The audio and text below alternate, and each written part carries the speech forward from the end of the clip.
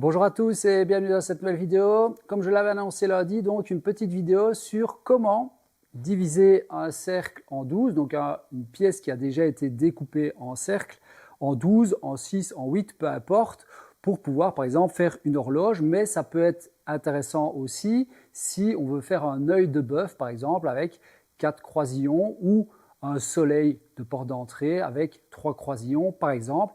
Et donc on va pouvoir diviser notre cercle ou notre arc de cercle en différents segments pour nous permettre justement d'être précis. Ce traçage, évidemment, je vais le faire sans compas et je vais mesurer le moins possible. C'est très simple. On va utiliser le matériel qu'on peut avoir chez nous dans l'atelier ou même sur chantier. Dans certains cas, on va peut-être devoir diviser un cercle ou autre sur chantier et donc on n'a pas toujours un compas avec nous sur chantier, donc on va s'en sortir sans compas. On va tout simplement avoir besoin d'une équerre, d'un mètre ou d'un réglet. Moi dans mon cas je vais travailler avec un réglet, c'est plus pour la vidéo pour que vous voyez les chiffres et que vous voyez de manière on va dire précise comment faire. Et vous aurez besoin d'une ficelle, tout simplement. Donc sur chantier, on a souvent ce type de ficelle pour délimiter des zones ou autres. Et si on avait des pièces plus épaisses, comme par exemple, bon, ici c'est un cœur, mais si on avait des pièces plus épaisses, on peut travailler avec des cordes un petit peu plus épaisses ou des ficelles plus épaisses, ou voire une feuille de papier. D'accord? Donc, pas besoin de matériel de dingue. Comment est-ce qu'on va faire? Eh bien, c'est assez simple. On va prendre le cercle que l'on veut diviser, on va prendre une ficelle et on va faire le tour de notre cercle tout simplement. On va venir superposer notre ficelle et à la jonction des deux ficelles, on va tout simplement faire un trait. Alors ici, je vais le faire au feutre. Je vous invite d'ailleurs à acheter ce genre de feutre. C'est très pratique parce que c'est précis et en même temps, ça marque facilement sur une ficelle.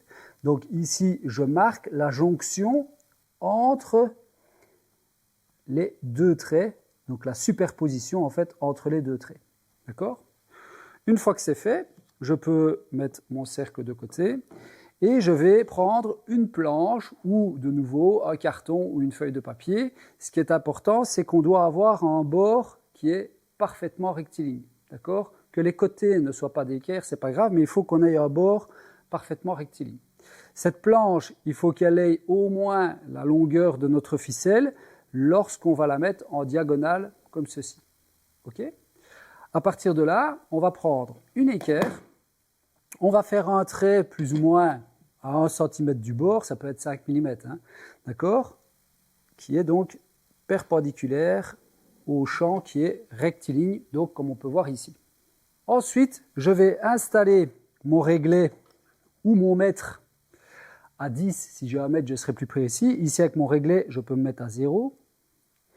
Et je vais venir installer le bout de ma ficelle sur le trait que je viens de faire, donc à la jonction de mon réglet et de mon trait. Et je vais faire avancer et reculer ma ficelle comme ceci pour voir dans quelle zone de mesure je me situe. Pourquoi? Parce que je vais devoir diviser cette mesure par 12 ou par 6. En tout cas, je vais devoir le diviser par le nombre de segments que je veux faire sur mon cercle. Donc ici, moi, je veux diviser par 12. Donc, de nouveau, je suis nul en maths, donc je vais faire fois. Donc, je vais faire, par exemple, 3 fois 12, 36. Si je viens comme ceci, 3 fois 12, 36, je vois bien que je ne vais pas être avec le bout de ma ficelle sur le 36. Je suis trop en avant. Si je prends une équerre, je le vois très facilement. OK? Donc, je vais aller un peu plus loin. Donc, je vais faire 4 fois 12, 48. Je regarde.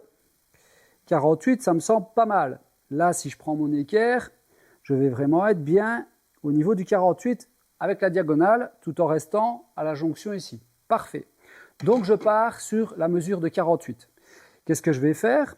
Je vais me remettre à 10 pour être plus précis. Donc, je me mets sur le premier trait que j'ai fait et je me mets à 10. Je viens donc ajouter les 10 au 48 que je viens de relever auparavant, donc ça me fait 58, et je fais un trait à 58. Donc on a dit 4 fois 12. Ça veut dire que je dois faire tous les 4 cm un trait tout simplement. Donc 58 moins 4, 54. 54 moins 4, 50, 50 moins 4, 46, 46 moins 4, 42, 42 moins 4, 38, 38 moins 4, 34, 34 moins 4, 30, 30 moins 4, 26, 26 moins 4, 22, 22 moins 4, 18, et 18 moins 4, 14.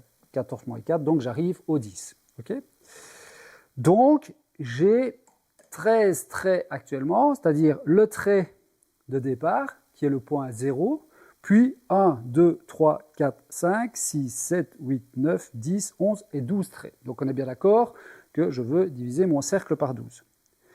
Je vais tout simplement prolonger les traits que je viens de faire avec une équerre sur ma planche.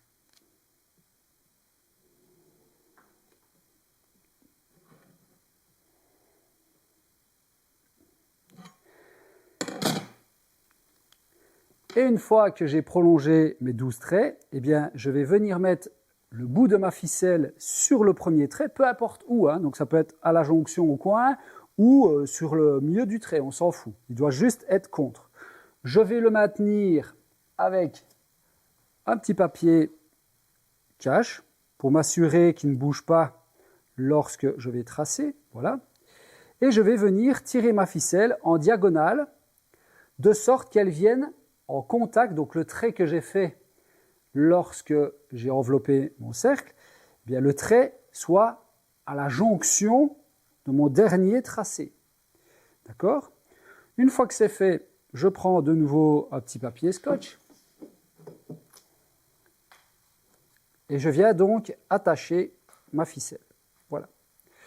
Donc ma ficelle est attachée, je vérifie que je suis bien à mon trait de départ. Je vérifie que ma ficelle est tendue, d'accord? Voilà, alors on prend évidemment une ficelle qui n'est pas extensible. Si vous avez une ficelle élastique, vous serez moins précis. Et ensuite, je vais tout simplement reporter les 12 tracés que je viens de faire sur ma ficelle.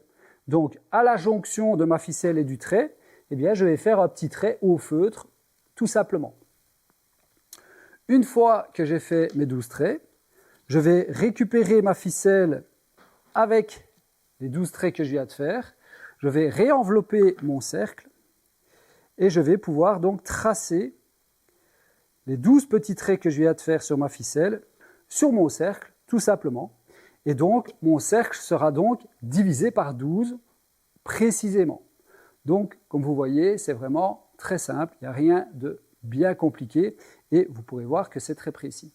Donc, comme je le disais, cette méthode, vous allez pouvoir l'utiliser sur des pièces beaucoup plus grandes.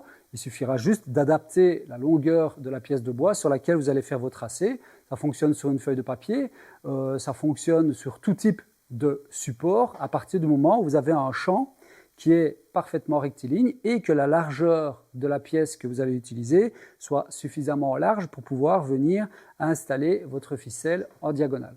Voilà, comme vous avez vu, vraiment rien de compliqué.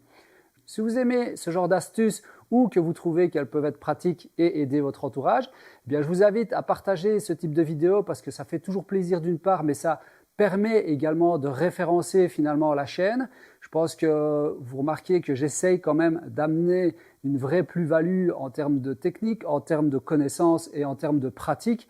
Et donc, je trouve peut-être intéressant de partager au plus grand nombre ce type de vidéo, ce qui va finalement relever le niveau du travail et le niveau de précision de tout un chacun. Voilà.